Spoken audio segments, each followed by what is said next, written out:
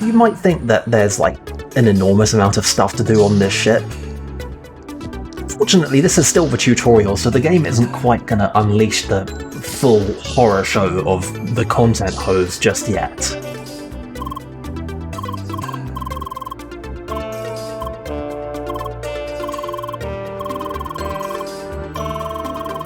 I mean, call me crazy, but I don't think hard-coding individual words into our avatar friend here is going to do much for our vocabulary. Yeah, one word at a time, right? But yeah, the game leaves it up to the imagination exactly what that involves, but like I've got it in my head that he's not just messing with sound files, but he's trying to do like lip movements and like other subtleties of vocalization. Also, we can jump on more or less every surface in here, and nobody calls us on it, and I think that's a grave oversight by the development team. Note, by the way, the distinction between things that we can jump on and things that we cannot jump on. It is height.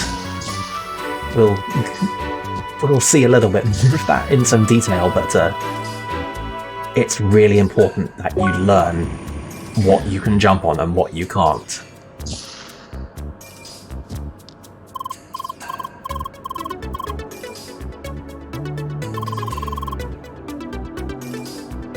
Anyway, this game was released in episodic early access, so I guarantee that little line is probably a little, just a little nod from the developers. Is that supposed to be Chrono Trigger?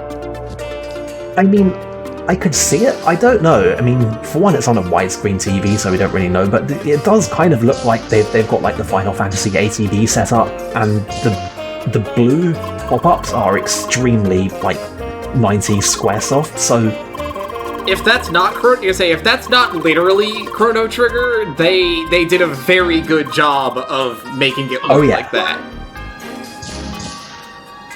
I mean, obviously we'll see more of this in detail later, but like, sometimes this game just feels like a real-time version of what Chrono Trigger's text will look like.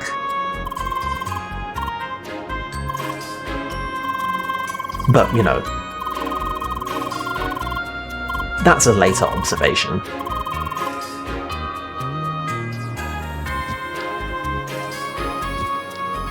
Anyway, time to go and talk to the captain.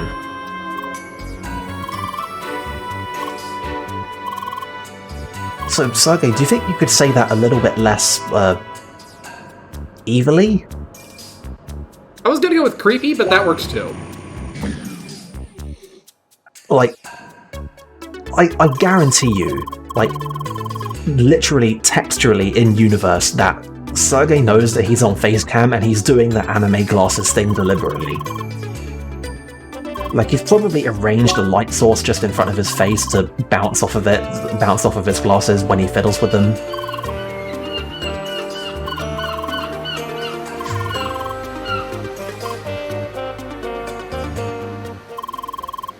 Like, how does he manage to still look cool wearing those?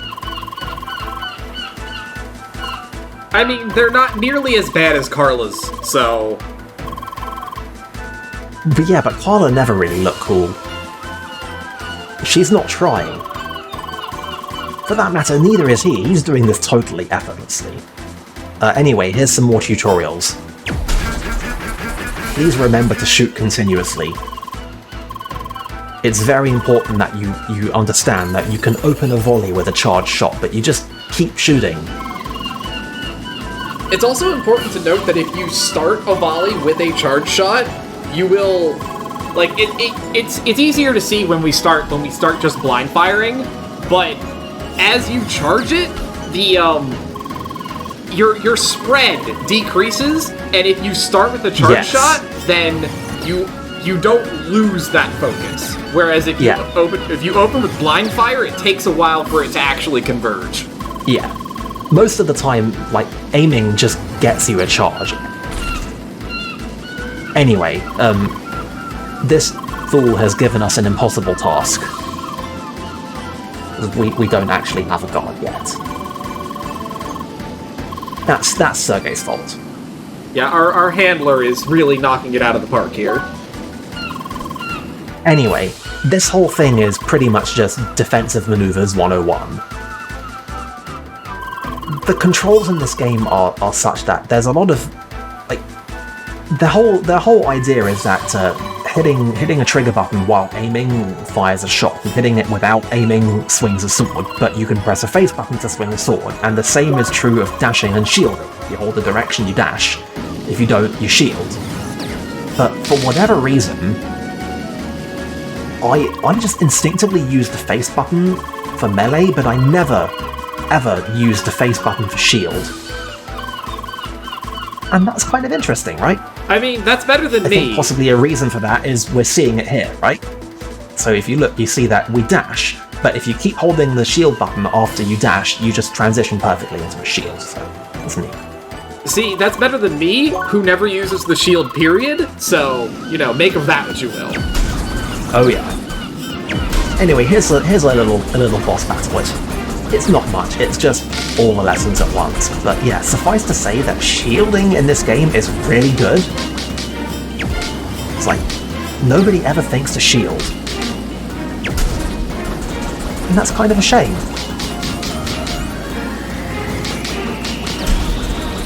Anyway, surprise, we don't actually get to finish this fight.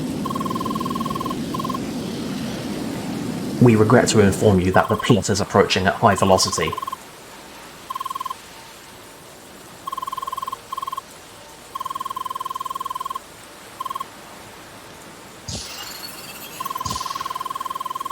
Same color.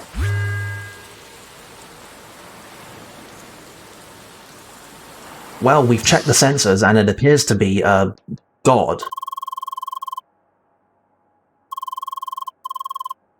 was gonna say, usually that happens at the end of the RPG. Crossworld's really not wasting any time with this one. Anyway, you might have thought I was just making a silly joke about Xenosaga, but no. It really does appear to be God.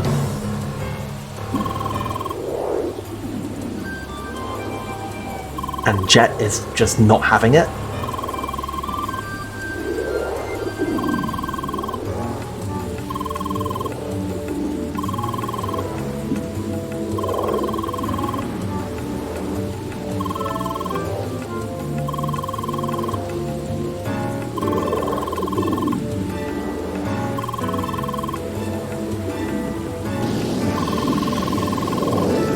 I told you the captain was good. Anyway,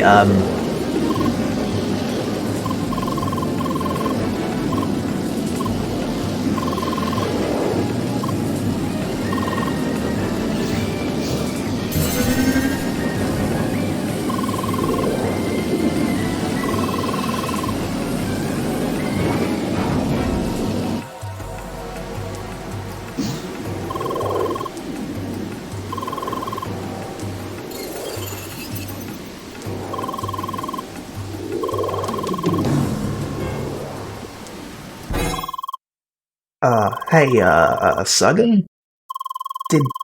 Are you stopping time? Are we being amenadieled?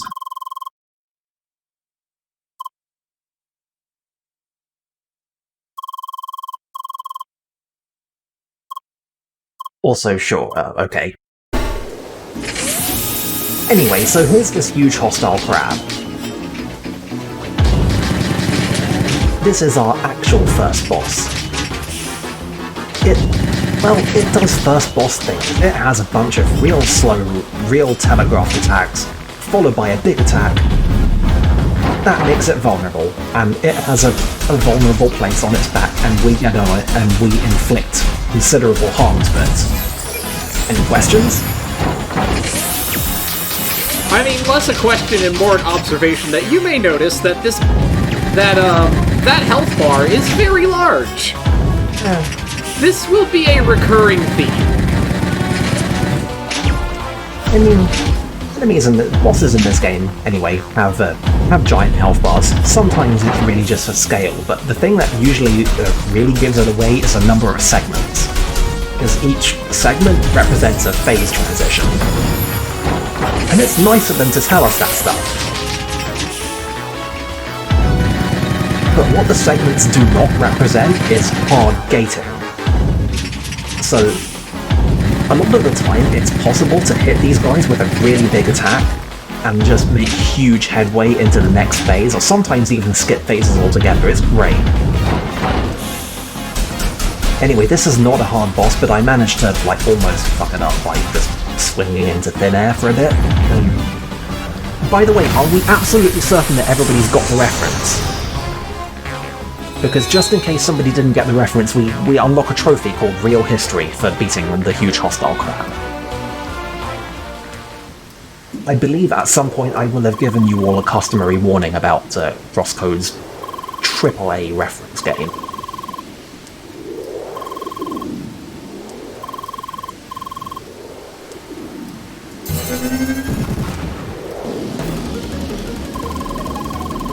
Anyway, did I mention that the captain is good?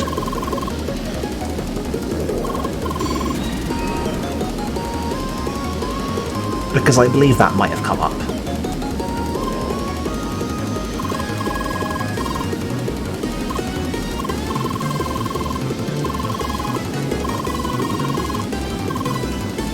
In any case, it looks like the jig is up. I'm not really sure what the jig was, but whatever it is, it's up.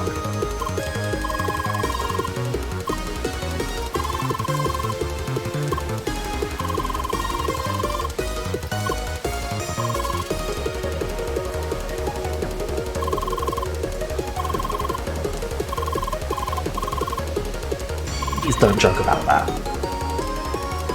Well, you see, that would be a completely different reference. Look, absolutely no foreshadowing allowed. So we can only reference one video game at a time here, please.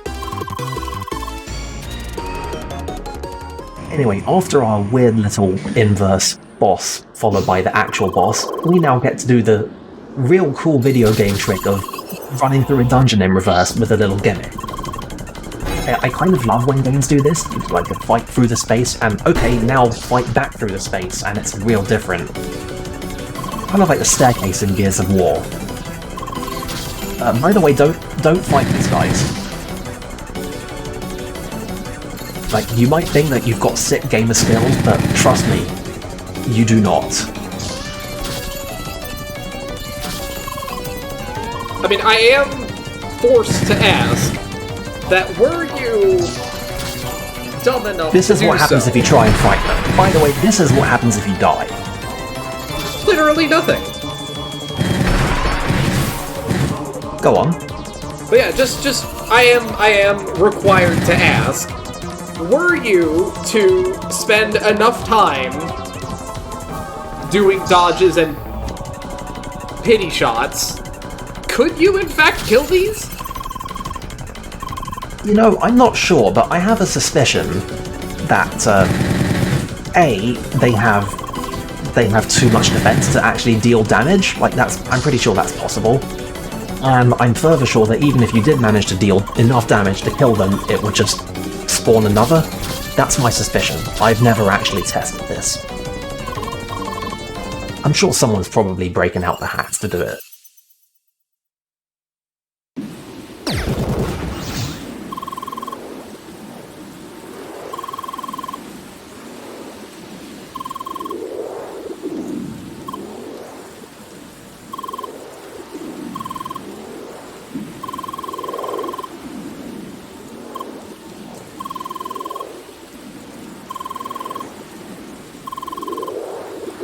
Turns out Jet's been holding out on us.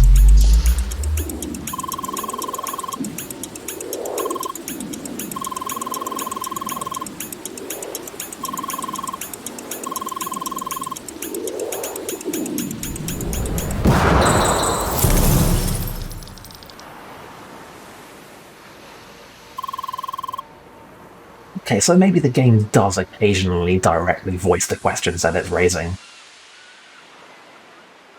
Although I guess Jet there isn't the first person to just literally say, what the hell is going on? So, Anyway, welcome to the actual game. within the game.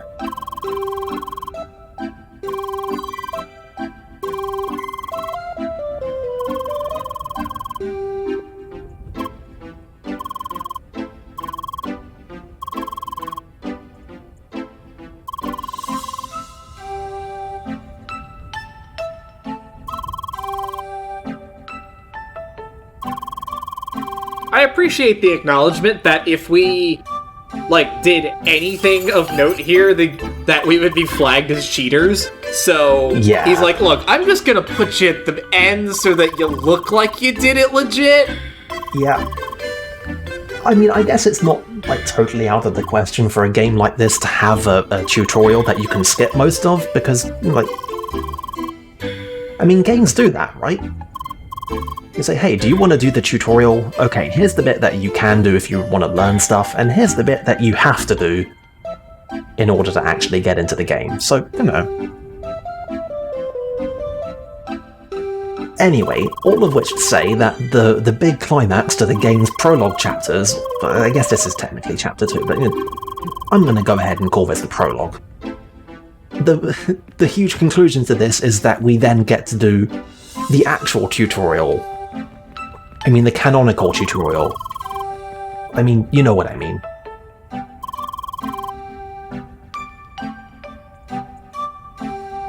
Here we see the beginning of a long and glorious CrossCode tradition, which is other players talking about the game.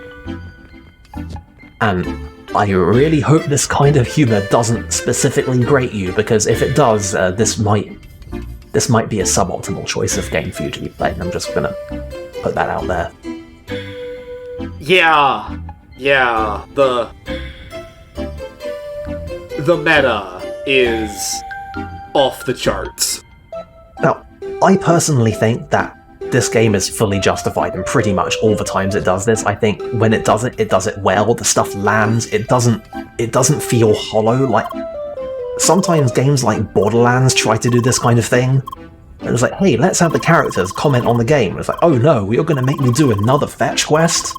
It's like, it's so funny, right? And for what it's worth, I think this game is better than that. It avoids all that stuff. Most of this is just because of the conceit. Just the game within a game thing they have going on means that it's entirely appropriate for the game to be talking about itself. And it works. It feels natural. It doesn't feel forced. These are merely my opinions.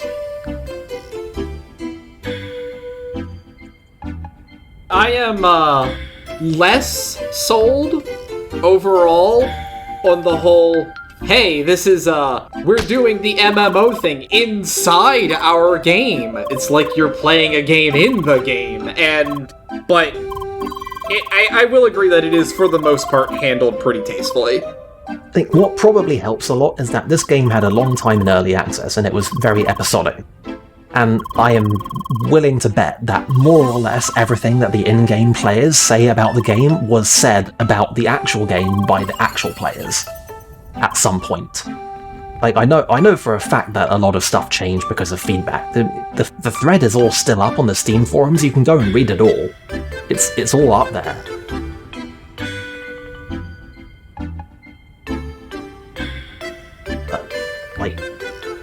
The point is, it all lands. It's all good. I think it works.